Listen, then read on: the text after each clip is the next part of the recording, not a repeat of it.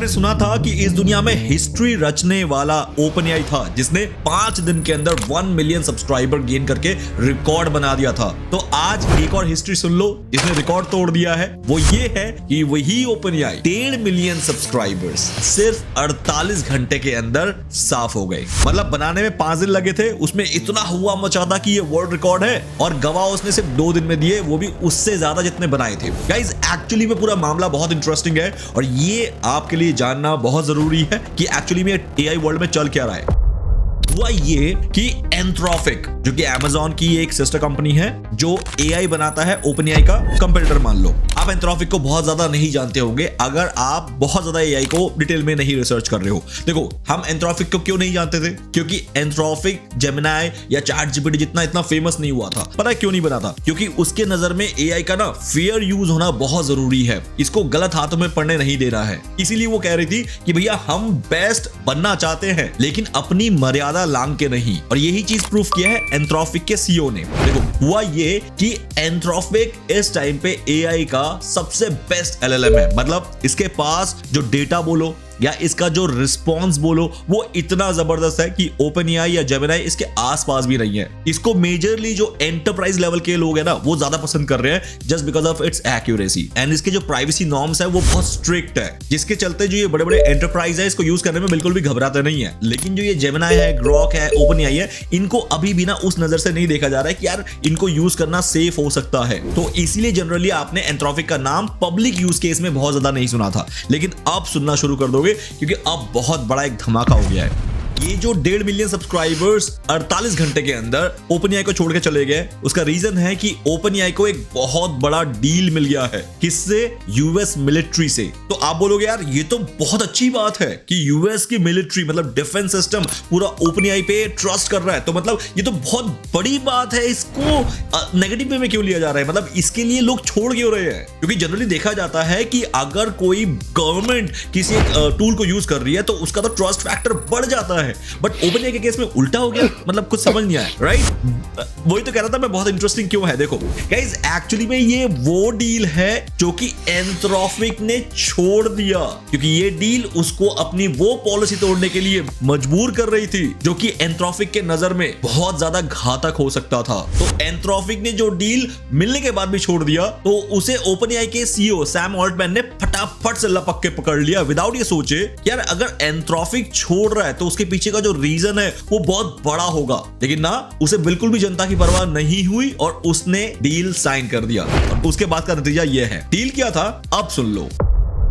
Pentagon, जो वहां का रक्षा मंत्रालय का मेन हेडक्वार्टर है, उसने डिमांड किया था अनरेस्ट्रिक्टेड AI एक्सेस। मतलब कुछ भी रेस्ट्रिक्ट नहीं होना चाहिए, मतलब उनके लिए पूरा का पूरा AI खोल दो। और ये कब हुआ था पता है आपको? ईव ऑफ वॉर, जिस दिन उन्होंने फर्स्ट रात को ईरान पे हमला किया था, उससे पहले एक दिन जस्ट उन्होंने ये डिमांड की थी एंथ्रोपिक को, क्योंकि पेंटागन और एंथ्रोपिक के बीच में ऑलरेडी डील डन हो चुका था, पेमेंट वगैरह सब कुछ ऑलमोस्ट फाइनल होने वाला था। इसीलिए उन्होंने डिमांड रख दिया, भैया मुझे कोई रेस्ट्रिक्शन नहीं चाहिए, पूरा AI चाहिए, और जिस AI का यूज करके वो ईरान पे हमला करने वाले हैं। और ये डिमांड करने वाले जो थे वो थे पीट हेग्से, ये डिफेंस सेक्रेटरी है US एडमिनिस्ट्रेशन के। लेकिन एंथ्रोपिक ने क्लियरली रिफ्यूज कर दिया कि हम ऐसा नहीं करेंगे, कि आपको अनरेस्ट्रिक्टेड AI एक्सेस नहीं दे सकते। हाँ, हम आपको एक्सट्रीम लेवल तक दे सकते हैं, लेकिन 2 चीज बिल्कुल नहीं देंगे। Number 1, mass domestic surveillance on Americans. मतलब आप अमेरिकन्स के बारे में हर चीज की सर्विलेंस कर सकते हो, ये एक्सेस आपको नहीं दे सकते हम, क्योंकि आज की डेट में AI के पास हमारा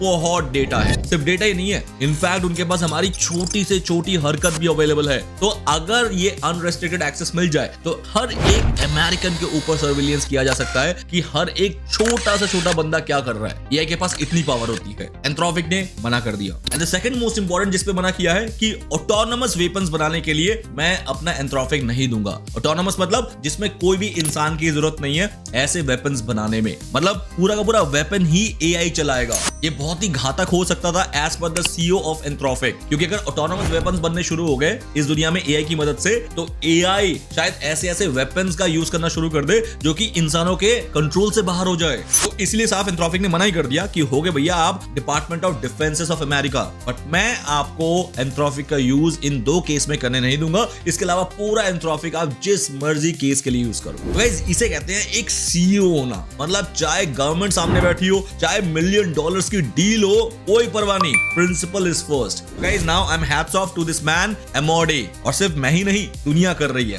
ट्रम्प वो तो खिसियाया हुआ बंदा है, हम सबको पता है, कुछ भी कभी भी डिसीजन लेता है बिना सर पैर के, कुछ भी उससे करवा लो। बस यहाँ पर भी वही हुआ। उसने क्या किया, अपने ही यूएस कंपनी के ऊपर सैंक्शंस लगा दिए। क्या सैंक्शन? सप्लाई चेन रिस्क, मतलब एंथ्रोपिक एक रिस्की कंपनी है जिसमें यूएस गवर्नमेंट का कोई भी डिपार्टमेंट इसको यूज ना करे। आपको पता है ये वाला सैंक्शन जो है सप्लाई चेन रिस्क एक्चुअली में अमेरिकन किस पे लगाता है? मोस्टली चाइनीज कंपनी पे, जैसे कि हुआवे हो गया या रशिया की कोई कंपनी हो गई। बट ये फर्स्ट टाइम देखा गया है कि ये फेडरल कोर्ट जो है उनकी खुद की डोमेस्टिक अमेरिकन कंपनी में लगा दिया है। मतलब ट्रम्प इतने लेवल का सन के आदमी है, मतलब आप अगर उसके ईगो को हर्ट करोगे तो वो कुछ भी कर देगा आपके साथ, चाहे भले ही आप कल तक उसके सगे थे। सेम चीज हमने इलॉन मस्क के साथ भी देखा था, अगर आपको याद हो तो। गाइस यहाँ पर एंट्री होती है उस सीन की जिसपे पूरा वीडियो बेस्ड है। अब क्या हुआ, एंथ्रोपिक ने तो हमने आपको बोल दिया भैया टाटा बाय बाय, मैं नहीं कर रहा। अब यूएस गवर्नमेंट को, खासकर मिलिट्री को इस टाइम पे एआई की खास जरूरत थी वॉर को लड़ने के लिए, तो उसे कोई तो चाहिए था ऐसा बंदा जो कि उसको हेल्प करे। तो गाइस यहाँ पर एंट्री होती है फिर सैम ऑल्टमैन की। सैम ऑल्टमैन ने इसे एज एन अपॉर्चुनिटी देखनी शुरू कर दी। उसे लगा यार कंपनी वैसे ही लॉस में जा रही है, वैल्यूएशन दिन बर दिन जो है इतनी बढ़ नहीं रही है, ऑलरेडी हम ओवररेटेड कंपनी हो गए हैं, बहुत सारा पैसा उठा लिया लेकिन उस हिसाब से हमारे रेवेन्यू नहीं बढ़ रहा, तो चलो एक काम करते हैं यहाँ पर पैसा बनाते हैं। अच्छा हुआ एंथ्रोपिक के पास से डील गया, ये डील मैं ले लेता हूँ। और फिर ओपनएआई ने बोल दिया कि भैया सब कुछ दे देंगे भाई, आप मास सर्विलेंस करो जनता का, आप ऑटोनोमस वेपन बनाओ, जो मर्जी करो, आई एम रेडी, बस हमें ये डील मिलनी चाहिए। मतलब एक डेस्परेशन सैम ऑल्टमैन के चेहरे पे था उस टाइम पे। बस यूएस गवर्नमेंट को यही चाहिए था और डील हो गई फाइनल। बस इसके बाद जनता ने सैम ऑल्टमैन की कंपनी ओपनएआई को उसका चेहरा दिखा दिया। गाइस 1.5 मिलियन सब्सक्राइबर्स 48 घंटे के अंदर गायब, और ये सब्सक्राइबर्स हैं जो कि $20 या $200 जो है ओपनएआई को देते हैं हर महीने, ये यूजर्स नहीं है। तो अगर आप 1.5 मिलियन मल्टीप्लाई बाय $20 भी करते हो तो इतने महीने का रेवेन्यू जो हर महीने आता था वो साफ हो जाएगा अब ओपनएआई से। तो ओपनएआई को पता नहीं था कि कहां डील करने के चक्कर में घाटे का सौदा हो जाएगा। मतलब जितनी की डील नहीं थी शायद उतने का अब इसको घाटा होना शुरू हो जाएगा। दुनिया भर में लोगों ने चैट जीपीटी को अपने फोन से अनइंस्टॉल करने शुरू कर दिए। भाई काम ही ऐसा किया है ना कि जिस प्रिंसिपल पे $1 मिलियन की डील को एंथ्रोपिक ने छोड़ दिया, उसको अगर इसने पकड़ लिया तो इसका मतलब कहीं ना कहीं ये हमारे डेटा को बेच रहा है, ये हमारे रेगुलर प्राइवेसी लाइफ को खत्म कर रहा है सिर्फ अपने प्रॉफिट के लिए। तो ये चीज अब ओपनएआई को समझ आएगी। गाइस बॉयकॉट के प्लेजेस लिए गए, मतलब हम शपथ लेते हैं कि हम चैट जीपीटी को बॉयकॉट करेंगे, कभी यूज नहीं करेंगे। इस लेवल तक का कैंपेन मार्केट में चालू हो गया। ओपनएआई क्या किया और सीधा इसके बाद कंज्यूमर्स इमीडिएटली एंथ्रोपिक में शिफ्ट होने लग गए। क्यों? Just because of their principled alternative. 1 million daily synapses Claude में सिंगल वीक में दिखे, क्योंकि एंथ्रोपिक को कभी इतना नहीं मिला, क्योंकि उसने कभी पब्लिक डोमेन पे मार्केटिंग की नहीं। वो एंटरप्राइज लेवल पे बहुत खुश था क्योंकि वो बड़े बड़े कंपनीज को अपना एआई प्रोवाइड कर रहा था यूज करने के लिए, क्योंकि वो इतना कैपेबल है कि एंटरप्राइज लेवल के लोग बहुत खुश थे। नंबर 1 लेवल पे आ गया, मतलब चैट जीपीटी को ओवरटेक करते हुए ये ऐप स्टोर पे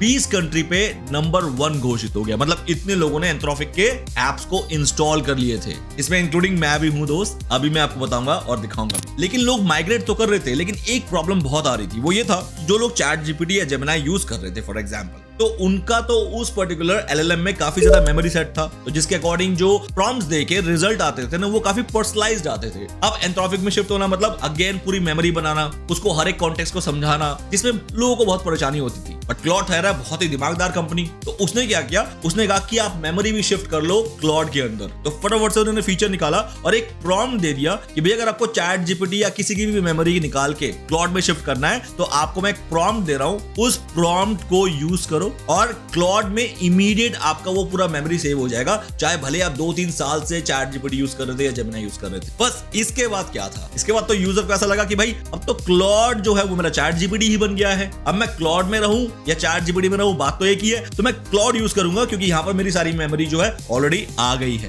अब हो क्या रहा था कि एक तरफ जो जनता है वो चैट जीपीटी से क्लाउड में शिफ्ट हो रही थी, लेकिन यहाँ पर पेंटागन जो डिफेंस सिस्टम है पूरा, वो अब एंथ्रोपिक से, जो कि पहले से एंथ्रोपिक यूज कर रहा था, उससे अब चैट जीपीटी में माइग्रेट कर रहा था, क्योंकि यहाँ पर सब कुछ वाइस वर्सा हो गया था। तो अब देखो, अब पेंटागन ने जैसे एंथ्रोपिक को क्रॉस कर दिया कि भैया सप्लाई चेन रिस्क है, इसको कोई यूज नहीं करेगा। उसके बाद जैसे लॉकहीड मार्टिन जो कि वहां के डिफेंस सिस्टम बनाते हैं, जैसे यहाँ पर इसरो है, वहां पर एक कंपनी है जो कि ये मिसाइल, बॉम्ब, एयर जेट्स ये सब बनाती है, तो उसने फटाफट से भाई छोड़ दिया। अब एंथ्रोपिक को क्या करे, अब भैया जिसको सामान बेचना है, अब लॉकहीड मार्टिन का जो मेन बायर है वो कौन है, वो अमेरिकन डिफेंस है, तो गाइस उससे तो पंगा लेगा नहीं। अब इसने तुरंत क्या कर दिया, भैया जाओ भैया एंथ्रोपिक, सॉरी मेरी गलती नहीं है, क्या आप लोगों का मामला था, मैं फंस गया हूं, तो अब मैं एंथ्रोपिक यूज नहीं कर सकता, let me use chat GPT, Gemini या मार्केट में जितने भी और अवेलेबल है उसको मुझे यूज करना है। तो ये कहानी फिर यहाँ पर वाइस वर्सा हो। नाउ जब ये न्यूज बाहर आई कि भैया यूएस गवर्नमेंट जो है मास सर्विलेंस करना चाहती है यूएस के सिटीजंस के ऊपर, तो वहां पर फिर बाकी पॉलिटिशियंस जो है वो एक्टिवेट हो गए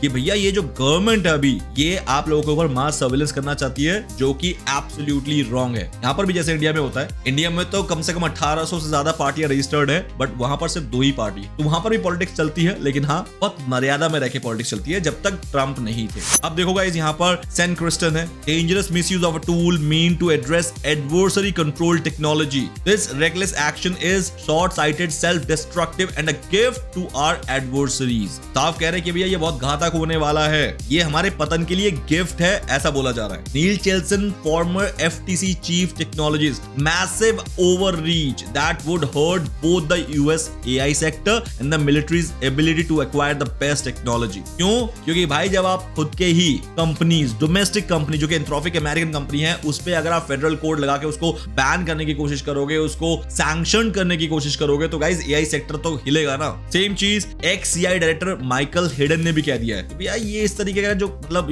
आप खुद की कंपनी में बैन लगा रहे हो ना, ये चीजें सही नहीं है, ये आने वाले टाइम में डोमेस्टिक कंपनीज के लिए एक डेंजरस प्रेसिडेंट होगा। क्या कह सकते हैं भाई, ट्रंप है, चाचा जी बहुत ज्यादा दिमाग वाले हैं, मतलब उनका ईगो हर्ट किया तो वो कुछ भी कर सकते हैं, चाहे वो लीगल हो या इलीगल। तो गाइस नाउ इस पूरे मुद्दे पे आपका क्या कहना है, कमेंट जरूर करना, क्योंकि इस टाइम पे 2 फिलॉसफी मार्केट में चल रही है, एक ओपनएआई की फिलॉसफी और एक एंथ्रोपिक की फिलॉसफी। दोनों में से किस फिलॉसफी के पक्ष में आप है, वो मुझे आप जल्दी से कमेंट में बताओ। ओपनएआई कहता है कि भैया government suppose to be the more powerful than a private company, मतलब मेरे पास जो भी डेटा है, एआई का पावर है, वो मैं सबसे पावरफुल नहीं होना चाहिए, मैं गवर्नमेंट को दूं, गवर्नमेंट पावरफुल होना चाहिए। किसी भी प्राइवेट कंपनी से गवर्नमेंट को पावरफुल रहना ज्यादा जरूरी है, ये ओपनएआई का तर्क है। लेकिन वहीं एंथ्रोपिक के सीईओ डारियो अमोडे का कहना है कि भैया ये जो पेंटागन की डिमांड है ना, ये लीगली बिल्कुल सही नहीं है। हो गया आप गवर्नमेंट, बट आप इलीगल काम तो नहीं कर सकते ना। तो गाइस नाउ कमेंट जल्दी से भर दो कि आपका यहाँ पर क्या मानना है, और अगर डिटेल में कमेंट करते हो तो मेरी बाकी जनता जो है इस वीडियो को देखने वाली, वो भी आपके कमेंट को लाइक एंड सब्सक्राइब कर सकती है। तो प्लीज अपने विचार रखो और दुनिया को बताओ कि आप एआई के बारे में क्या सोचते हो,